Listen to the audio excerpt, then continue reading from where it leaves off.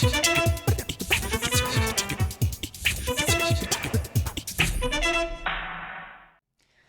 and welcome to the France 24 interview. With the deadline for the withdrawal of NATO forces from Afghanistan drawing ever closer, and with an increased determination on the part of a number of Western leaders to get their troops home as quickly as possible, we ask today what future there will be for Afghanistan. Indeed, what difference more than a decade of war will have made by the time those forces leave. And to do that, I'm joined today by Ambassador James Dobbin, who's the director of the International Security and Defence Policy Centre at the RAND National Defence Research Centre. Thanks very much for being with us today. You were in the wake of 9/11 in 2001, Ambassador Dobbins, named by President Bush as the envoy, the US envoy to Afghanistan, with a specific task of speaking to the Afghan opposition with a view to building a broad-based opposition that would stand against the Taliban. Looking back now and with all that's happened, did that not seem something of an impossible task? Well, in the short term, it actually proved somewhat easier than anticipated. We were able to bring all factions of the opposition together with the help of the United Nations in Bonn in November of 2001, only a few weeks after 9/11. After about 10 days of work, they produced an agreement on an interim government headed by Hamid Karzai. That government took office in mid-December. And it was subsequently reaffirmed in a Loya Jirga, that is a Grand Council, and then through elections. I do think that we missed an opportunity, not in 2001, but in 2002, to try to reconcile many of the Taliban leadership who probably at that point would have been prepared to come over and join the new constitutional order. I suppose that the assumption was that was made was that given that they had been routed fairly quickly, indeed within a matter of weeks, given that those initial signals that you mentioned went so smoothly, the assumption was that the Taliban could be defeated. I suppose it was far from anyone's imagination back in those early days that they would come out as strong as they have more than a decade later. I think most of us thought they had been so discredited by reason of their behavior in office and then the swiftness with which they were overthrown, that they were unlikely to make a comeback. They had been defeated. They had been ejected from the country. I think we didn't anticipate, first of all, that Pakistan would renew its support for them and allow them to organize and again project an insurgency into Afghanistan. And I think there was also a failure to recognize the need to deploy a larger peacekeeping force in Afghanistan during a period when there was no insurgency, but was a great deal of disorder and uncertainty. And I think had we done that, reconstruction would have begun more quickly. The government in Kabul would have gained credibility with the population. And it's quite possible that the insurgency never would have reached the level that it has. Pakistan growing ever more unstable. Its relations with the United States have deteriorated over the last few months. What hope can there be for Afghanistan with foreign troops now set to leave?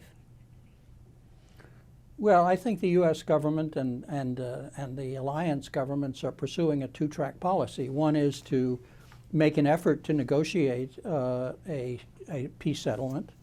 And the second is to continue to support the emergence of an Afghan government and Afghan security forces that can continue to deny the insurgency its objective, which is to take over the country. The objective, thus, is not to defeat the insurgency, as you suggest. That can't be done as long as they enjoy a sanctuary in Pakistan. But the insurgency wants to take over the country, and I think it's quite likely that the non-Taliban elements in Afghanistan will indefinitely deny them that objective. Do you think they have the capacity to?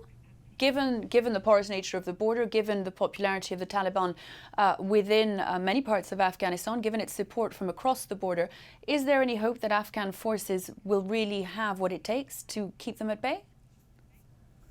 Well, I don't think it's right to attribute popularity to the Taliban.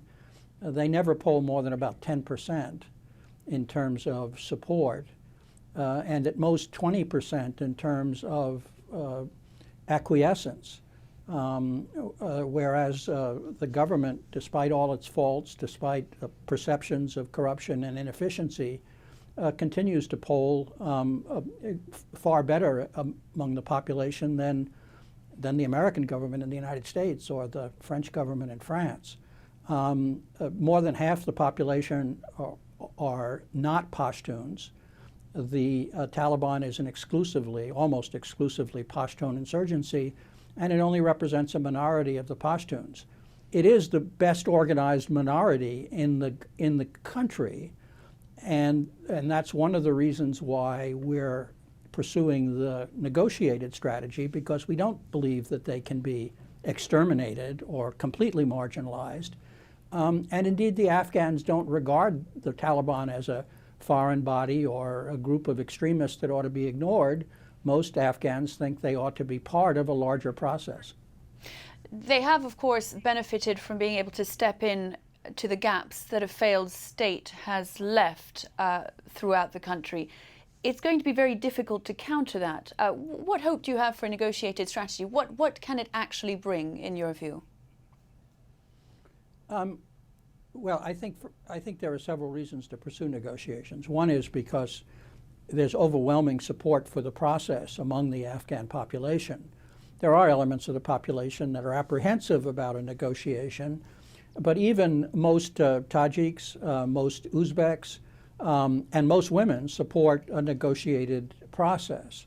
And naturally, they'll pursue their own interest within that negotiation. So one reason to pursue it is because it's strongly supported by the Afghan population, and a failure to pursue it would be condemned by that population.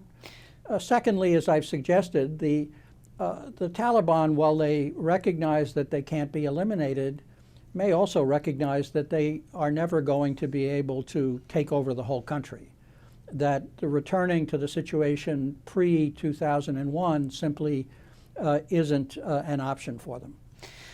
The trouble for as far as the negotiated strategy goes, is that crucial to any negotiation with the Taliban is Pakistan's involvement. We've established that they are more than key players in all of this. Won't the deterioration of the relationship between Washington and Islamabad be an obstacle to a negotiated solution, indeed to fruitful discussions at all? Yes. On the other hand, what I think it's notable that the dialogue between Washington and Pakistan on the negotiations track is probably the one element of the relationship that has suffered least from the recent shocks of bin Laden's death and then of the attack on the Pakistani border post. Pakistan has not objected to the decision and agreement to open a Taliban office in Doha, and they've allowed they've allowed the Afghan Taliban representatives to travel from Pakistan there in order to open that office. So for the moment, at least, Pakistan is not obstructing the peace process, although you're quite right to indicate that if they were to do so, that would make it a lot more difficult. I suppose then one of the big threats over all this is the instability facing the Pakistani government, which for the time being is playing ball, but is itself under threat because of internal turmoil.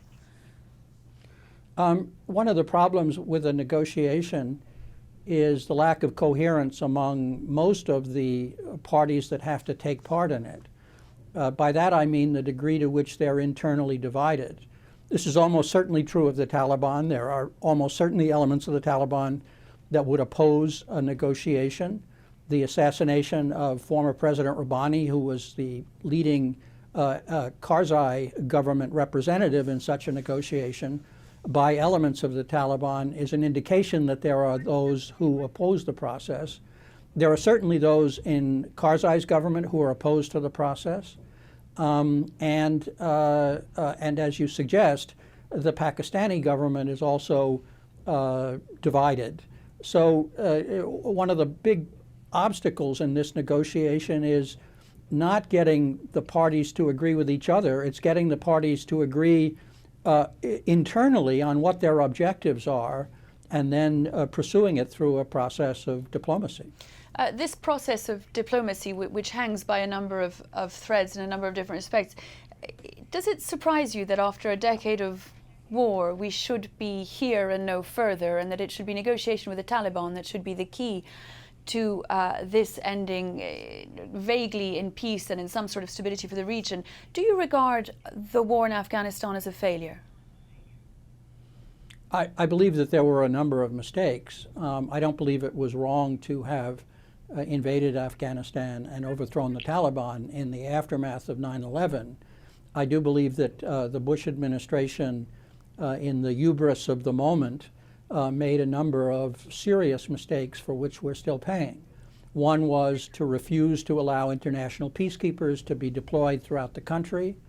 A second one was to invade Iraq a year later, diverting resources and attention. A third was to initially provide very limited economic assistance to Afghanistan, 16 times less than what was provided to Bosnia, for instance, on a per capita basis. And finally, as I've suggested, a failure to try to co-opt those elements of the Taliban that were prepared to come over. A number of them surrendered and were prepared to cooperate within the new political system, and instead we brought them to Guantanamo or to prison in Bagram and kept them there for years. Ambassador James Dobbins, thanks very much indeed for having joined us today. That brings us to the end of today's interview. We'll be back though very soon for another here on France 24. I do hope you'll stay with us. Goodbye.